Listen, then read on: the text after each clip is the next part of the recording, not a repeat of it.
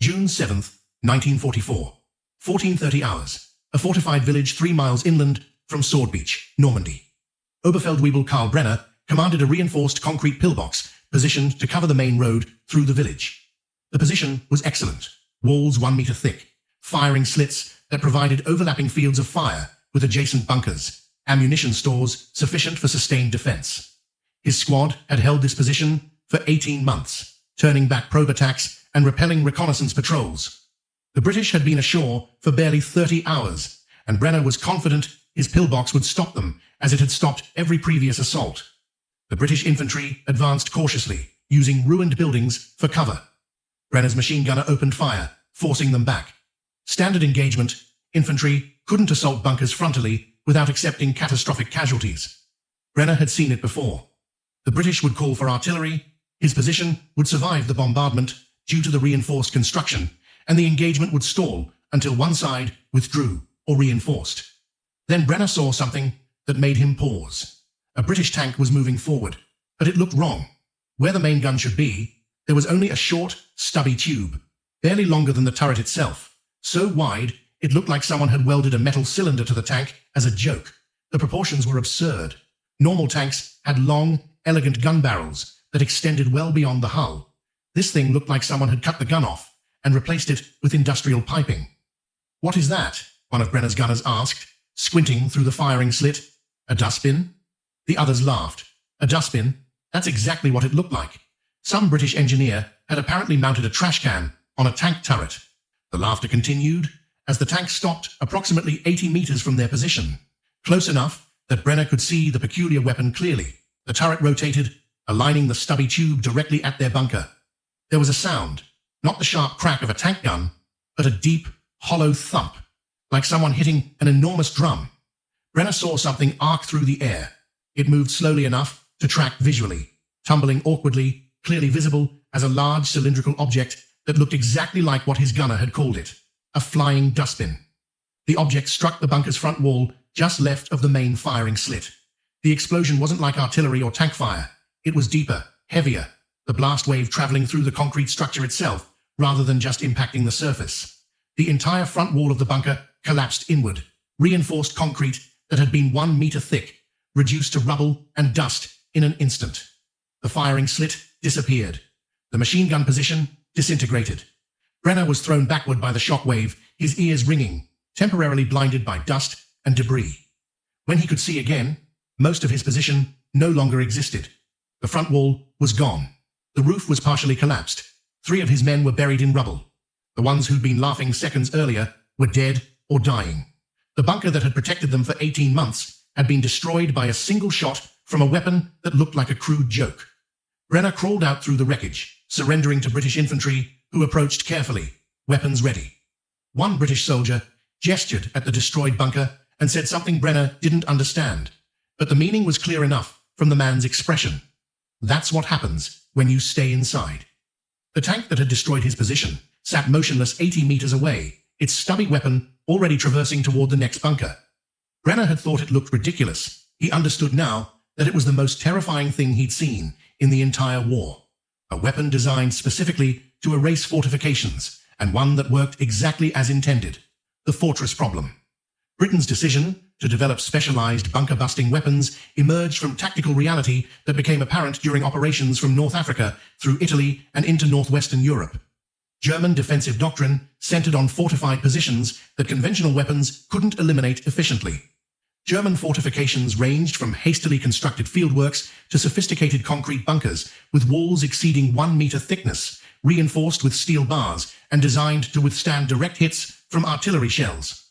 The Atlantic Wall represented the culmination of this approach. Thousands of fortified positions covering potential invasion beaches, each one positioned to provide mutual support and create overlapping fields of fire that would devastate any assault force attempting to advance. British tank guns, even the relatively powerful 17-pounder weapons mounted on Sherman Fireflies, were designed primarily for engaging armored vehicles. Against concrete fortifications, they achieved minimal effect. A 17-pound armor-piercing shell would penetrate tank armor efficiently, but would merely chip concrete when fired at bunkers. High-explosive shells were more effective, but still required multiple hits to achieve significant damage, and German bunkers were specifically designed to survive such bombardment. Artillery could destroy fortifications given sufficient time and ammunition expenditure. A sustained barrage from field artillery would eventually reduce most bunkers to rubble. But artillery required extensive preparation, consumed enormous quantities of ammunition, and wasn't always available when assault forces needed immediate support. Infantry attacking fortified positions couldn't wait hours for artillery preparation. They needed bunkers eliminated immediately during the assault itself, at the moment when delay meant casualties. Airstrikes were similarly problematic.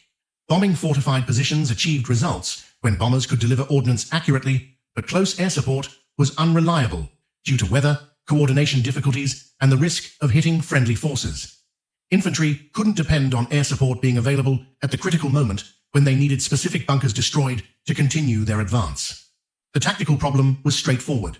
Assault forces needed weapons that could destroy fortified positions immediately, without waiting for artillery preparation or air support, using platform that could accompany infantry during the assault and eliminate bunkers on demand. The weapon needed to be mobile, protected against small arms fire, and capable of delivering explosive power sufficient to collapse reinforced concrete structures. The solution Britain developed was the AVRE, Armoured Vehicle Royal Engineers, mounting the petard spigot mortar, a weapon so unconventional that both British troops and German defenders initially questioned whether it was serious military equipment or some kind of improvised field modification. The spigot mortar solution. The petard represented fundamentally different approach to bunker destruction compared to conventional weapons. Rather than attempting to penetrate fortifications through kinetic energy or shaped charges, the petard delivered massive explosive charges that destroyed structures through blast effect. The weapon was technically a spigot mortar, a launching system where the projectile contained the propellant charge and fired from a fixed rod rather than from inside a gun barrel. This design allowed for projectiles far larger than conventional guns could fire, since the projectile diameter wasn't constrained by barrel dimensions. The petard's projectile was a cylinder 26 centimeters in diameter, containing 18 kilograms of high explosive, roughly equivalent to a large artillery shell or naval depth charge. The weapon replaced the main gun on Churchill tanks that were converted to AVRE configuration, where a normal tank turret mounted a gun barrel 2 or 3 meters long. The petard installation was barely 1 meter, a stubby tube that protruded just beyond the turret face. The visual effect was exactly what German observers noted.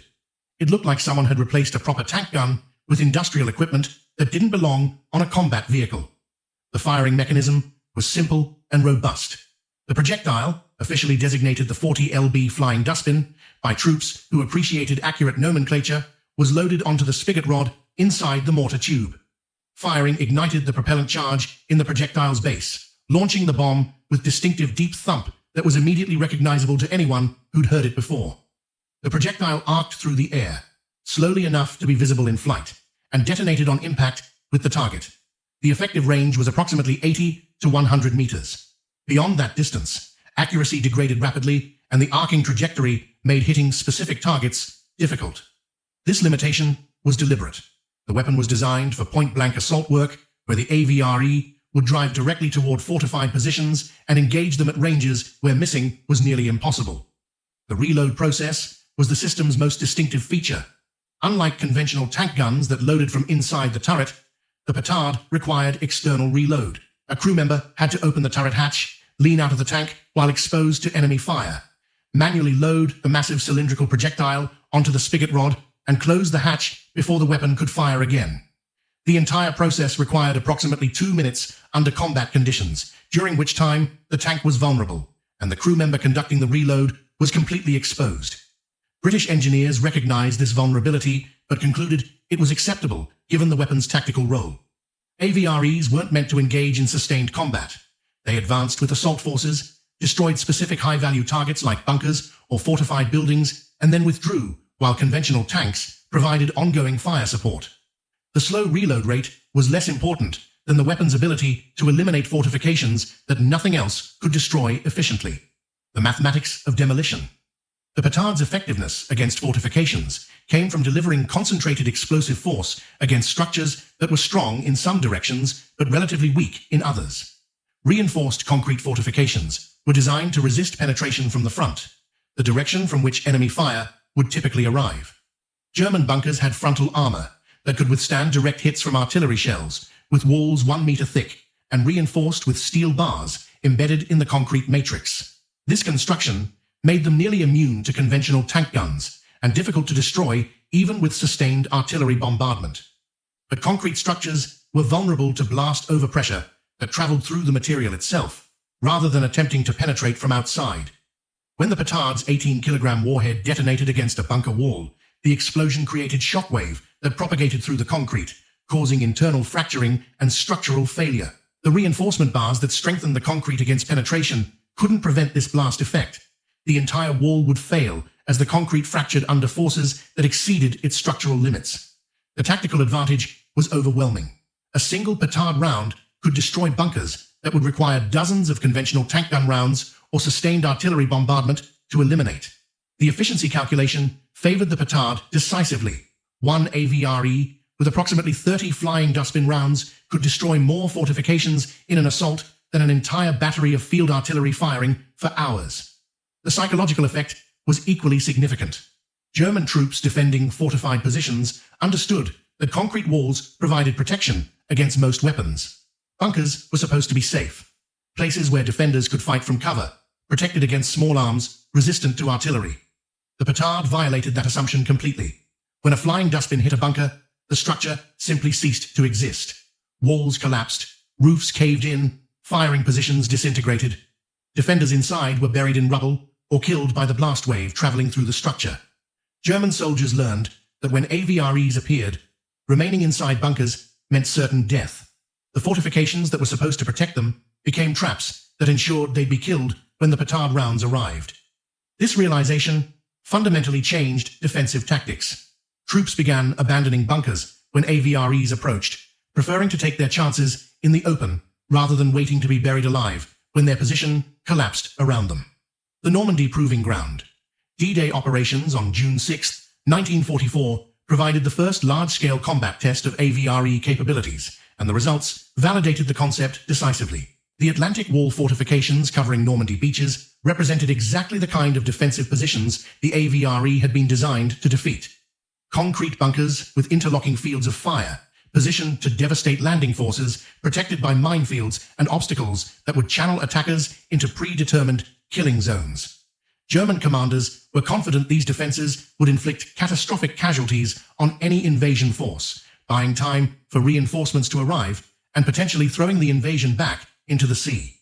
British assault forces included specialized armor units, the 79th Armoured Division's Funnies, that deployed various modified tanks for specific tactical roles. Among these were AVREs, equipped with petard mortars, tasked with eliminating fortified positions that would otherwise halt the advance off the beaches. The AVREs went ashore in the first waves, advancing with infantry toward the fortified positions covering the beach exits. German defenders opened fire from bunkers that had been positioned to provide interlocking coverage, creating fields of fire that conventional assault methods couldn't penetrate without massive casualties. The AVREs identified priority targets, bunkers blocking critical routes, positions that threatened advancing infantry, fortifications that artillery couldn't suppress effectively. At distances that ranged from 60 to 100 meters, the AVREs fired their petard mortars. The flying Dustbins arced toward their targets with trajectories that were visible to both attackers and defenders, tumbling through the air before impacting bunker walls with explosions that German troops later described as feeling like earthquakes. Bunkers that had been designed to withstand prolonged bombardment collapsed from single hits. Firing slits disappeared as walls fractured and caved inward. Positions that would have required extensive artillery preparation or prolonged infantry assault were eliminated in seconds. The tactical impact was immediate and profound. Beach exits that German defenders expected to hold for hours were cleared in minutes. Infantry that would have been pinned down by bunker fire advanced rapidly behind AVREs that eliminated strongpoints systematically. The Atlantic Wall fortifications that were supposed to make invasion impossible proved vulnerable to weapons that delivered blast effects conventional guns couldn't match. One British after-action report noted, AVREs proved invaluable in reducing fortified positions. Bunkers that resisted conventional tank fire and required extensive artillery preparation were destroyed with single petard rounds. The weapon's psychological effect on enemy troops was substantial. Defenders frequently abandoned positions when AVREs approached, rather than waiting to be engaged. recommend increased AVRE allocation for future assault operations. German reports were more blunt. One regimental commander reported, British engineer tanks mounting large-caliber demolition weapons destroyed our strongest positions with single shots. Concrete fortifications that were designed to withstand sustained bombardment collapsed instantly when struck by these weapons. Defensive positions became death traps rather than protection. Troops increasingly refused to remain in bunkers when these tanks approached. The German forces developed specific recognition for AVRE threat and attempted various countermeasures, none of which proved particularly effective. Initial encounters generated reports that German intelligence analysts found difficult to credit.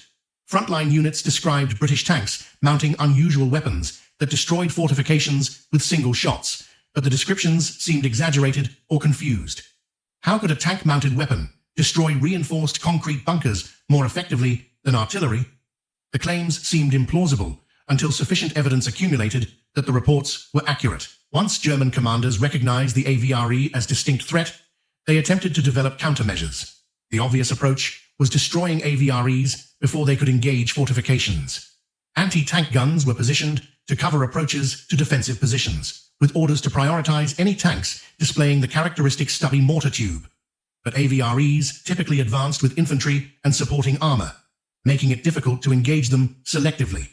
Destroying one AVRE often required exposing anti-tank positions to fire from multiple British tanks, resulting in losses that German forces couldn't sustain. Some units attempted to concentrate fire on AVREs during their vulnerable reload period, when crew members were exposed outside the turret. This achieved occasional successes. AVREs were lost to small arms fire or artillery during reload, but didn't significantly reduce the vehicle's effectiveness. AVRE crews learned to conduct reloads behind cover or while protected by smoke, making them difficult targets even when exposed. German troops developed informal doctrine of evacuating bunkers when AVREs appeared. Orders typically specified that defenders should maintain positions under normal circumstances, but when British engineer tanks approached, troops were authorized to withdraw, rather than remaining in fortifications that would likely collapse on them. This represented tacit admission that fortified positions offered no protection against petard rounds, and that troops' survival depended on avoiding engagement rather than attempting to defend fixed positions. One German company commander reported, remaining in concrete bunkers when British demolition tanks approach is suicidal. The weapons they employ destroy our strongest positions instantly.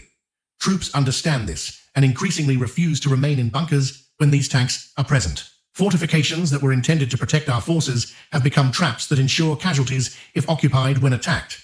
Recommend withdrawal from fixed positions when British engineer tanks are identified, even though this violates defensive doctrine. The assessment represented fundamental failure of German defensive strategy. The Atlantic Wall and subsequent defensive lines had been constructed around assumption that fortifications would protect defenders, allow them to inflict disproportionate casualties on attackers, and enable outnumbered forces to hold positions against larger enemy formations. AVREs violated every element of this calculation. Fortifications didn't protect defenders. They created confined spaces where troops would be killed when structures collapsed. Casualties were disproportionate, but in the wrong direction. Defenders died, while attackers survived. Small forces couldn't hold positions against larger formations when their fortifications could be systematically destroyed in seconds. Thank you for watching the audio. Please subscribe to the channel to listen to more about other World War II military campaigns. Thank you so much.